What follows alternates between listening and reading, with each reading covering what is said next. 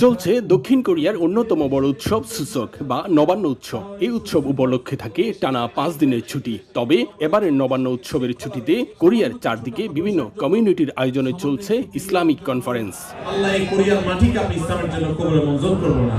কোরিয়ায় ইসলামিক কনফারেন্সে যোগ দিয়েছেন বাংলাদেশের দুই ইসলামিক স্কলার শাইখ আহমদুল্লাহ ও মিজানুর রহমান আজহারি। দেশটির পুচ্ছন সিটির দেজেন ইউনিভার্সিটির স্টেডিয়ামে অনুষ্ঠিত কনফারেন্সে ডক্টর মিজানুর রহমান আজহারির আগমন এবারই প্রথম। তাদের মুখে আলোচনা শুনে খুশি প্রবাসীরাও।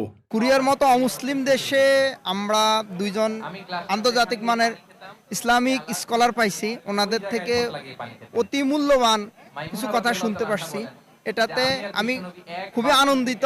আজকে কোরিয়াতে বাঙালিদের একটা মিলন মেলায় পরিণত হয়েছে, যা সবাই আনন্দে আত্মহারা বললেই চলে। আহমদুল্লাহ হুজুর এবং ডক্টর মিজানুর রহমান আজহারি আসাতে আমাদের দক্ষিণ কোরিয়াতে এত এত জনসমুদ্র লোক হবে আমরা কল্পনা করি নাই। কনফারেন্সটি দুপুর 2টা থেকে শুরু হয়ে চলে সন্ধ্যা 7টা পর্যন্ত। বাংলাদেশের দুই জনপ্রিয় ইসলামিক স্কলারদের এক নজর দেখতে দূর দূরান্ত থেকে ছুটে আসেন কয়েক হাজার প্রবাসী বাংলাদেশি। প্রায় 500 কিলোমিটার দূর থেকে আমি এখানে এসেছি। গতকালকে রাতে এসেছি তার ওয়াজ শোনার জন্য।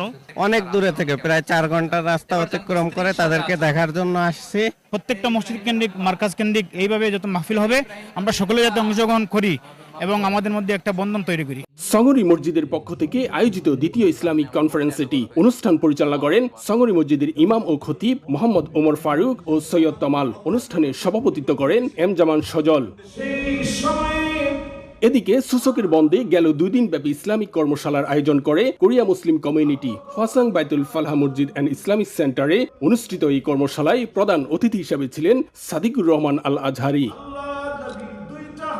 দক্ষিণ কোরিয়া থেকে মোহাম্মদ হানিফ, সময় সংবাদ।